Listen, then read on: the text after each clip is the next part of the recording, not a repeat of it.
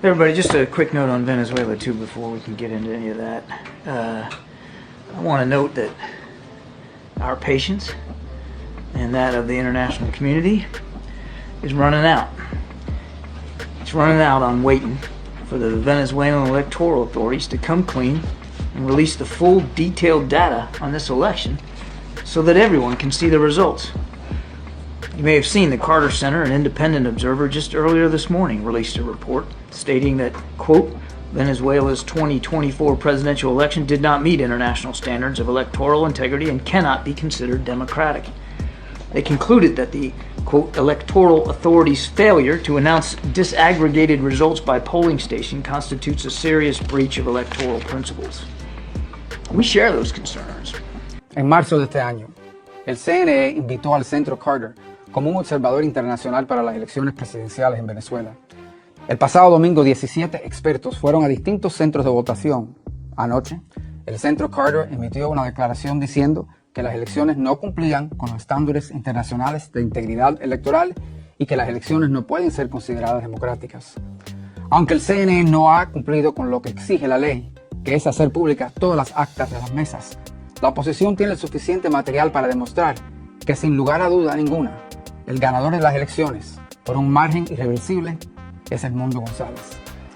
Estos resultados y la declaración del Centro Carter ha llevado a que prácticamente todos los líderes de nuestra región, incluyendo algunos aliados históricos de Nicolás Maduro, declaren públicamente que él perdió las elecciones y que su gobierno no es legítimo.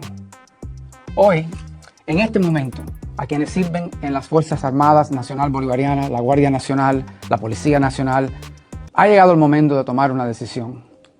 La única forma que Maduro permanezca legítimamente en el poder será por un derramamiento masivo de sangre. A ustedes, los policías y militares del común, se les pedirá que maten a cientos de compatriotas inocentes. Estas personas no son sus enemigos. Estas personas pueden ser sus familiares, sus vecinos, sus amigos. Son compatriotas que, como usted, le hicieron fuerza a la Vinotinto recientemente. Llegó el momento de tomar una decisión. ¿Quiere usted ser la marioneta de una dictadura o quiere servir verdaderamente a su patria? Todos ustedes, los oficiales, deben tener claro que cuando llegue este momento, muchos de sus compañeros se negarán a seguir órdenes y la institución a la que usted le ha dedicado su vida enfrentará un peligro muy real de la violencia interna. La realidad es que en sus manos puede estar la opción de una transición pacífica. Son ustedes los que deciden si su país permanece bajo un aislamiento internacional o si potencialmente ocurre una guerra civil entre sus propias filas. La única opción de supervivencia para el régimen de Maduro es el asesinato masivo del pueblo venezolano. Pero la única institución en Venezuela capaz de prevenir esta catástrofe la representan ustedes, quienes tienen puesto un uniforme. La crisis desatada tras las elecciones presidenciales en Venezuela está lejos de conjurarse. Han pasado 3 días y el Consejo Nacional Electoral no ha hecho públicas las actas de escrutinio que permiten una verificación a los resultados entregados, que han generado el rechazo no solo de los venezolanos, sino también de buena parte del mundo. El Centro Carter, uno de los 2 organismos acreditados como observadores internacionales, en su informe aseguró que los comicios en Venezuela no cumplen con los estándares de integridad electoral y no pueden ser declarados democráticos. Luque, ¿en qué repercusión tuvo el informe del Centro Carter? Bueno, primero para poner en contexto a la audiencia, el Centro Carter es una organización que promueve las elecciones libres y democráticas en todas partes del mundo, que además ha sido utilizado de manera repetitiva por el gobierno venezolano como veedor o como observador de muchos procesos electorales, comenzando por aquel proceso polémico del año 2004, el referéndum revocatorio contra Chávez, que fue bastante cuestionado en su momento, en el que la oposición cantó un fraude que realmente no pudo haber sido demostrado, y yo diría que quien salió un poco en defensa del gobierno en aquel momento fue el Centro Carter, que terminó declarando que bajo su criterio y en su observación no había habido un fraude en esa elección, y eso le retuvo la legitimidad al gobierno y lo permitió salir de esa coyuntura, ¿no? Y repetitivamente a lo largo de los años el Centro Carter ha desarrollado una relación con el gobierno venezolano, ha participado en muchos procesos anteriores y siempre han tenido, digamos, una opinión que han hecho además muy pública acerca de la supuesta calidad de nuestro sistema electoral. Y un poco bajo ese halo fueron invitados nuevamente por el CNE. Fue la única organización internacional, en conjunto con el panel de expertos de Naciones Unidas, que fue invitada por el CNE a ser observadores oficiales del proceso. pues resulta que estos observadores invitados por el CNE, que seguimos las declaraciones de varios personajes del gobierno, incluido el propio ministro de Defensa, Padrino López, poco antes de las elecciones elogiaba su trabajo, el trabajo del Centro Carter como un ente súper imparcial y súper productivo para la promoción de la democracia.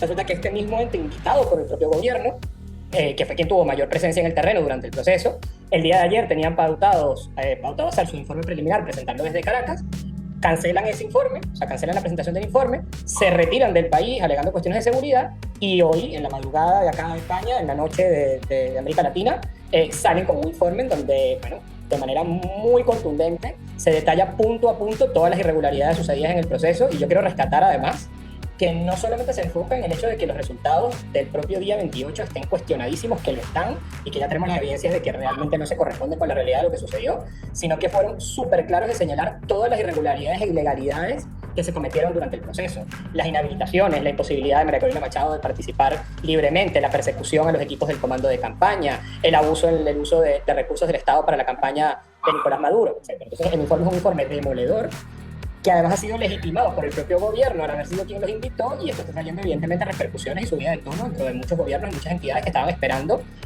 la opinión del observador imparcial, digamos, antes de pronunciarse, ¿no? Y por eso vemos quizás un tono un poco más fuerte en torno a que sucedió un fraude durante estas últimas 24 horas. Vamos a ver parte de lo que sucedió hoy en el Tribunal Supremo de Justicia con Nicolás Maduro. Gran polo patriótico. Y el Partido Socialista Unido de Venezuela está listo para presentar el 100% de las actas electorales que están en nuestras manos, y espero que la sala electoral haga lo mismo con cada candidato y cada partido. Yo rescataría un tema particular, ¿no? Hoy vimos cómo Nicolás Maduro llevó al Tribunal Supremo de Justicia en Venezuela un supuesto recurso de amparo, pretendiendo trasladar la decisión final sobre el conteo de las actas y sobre la auditoría de las actas a un espacio judicializado que nada tiene que ver con la democracia y con la transparencia que tiene que haber en un proceso electoral, ¿no? Hay mucha preocupación en Venezuela porque llevarlo justamente a ese espacio opaco, sin participación ciudadana, sin observación internacional, sería justamente, bueno, darle todas las armas para legitimar el robo o el fraude que estamos todos convencidos de que se cometió. Julio, aquí Maduro fue ante el Tribunal Supremo de Justicia con un recurso de amparo para solicitarle a ese organismo que sea el que verifique la veracidad de las actas. ¿Ese es el conducto regular? ¿Eso es lo que se debe hacer? Usted que es abogado, cuéntenos un poco. El amparo, la acción de amparo que hoy se introdujo ante el Tribunal Supremo de Justicia en sala electoral, le salta encima al procedimiento regular, y eso es muy grave porque se presume que es para evitar que el proceso se haga público y con participación de los actores interesados. Que es lo que procedería en el caso de que fuera hecho por el Consejo Nacional Electoral, donde la revisión debe hacerse con la presencia de representantes de la parte involucrada. No se entiende por qué esto pues está siendo llevado adelante de esta manera, pero esa opacidad en torno a esta situación no contribuye en la certeza que el país está esperando.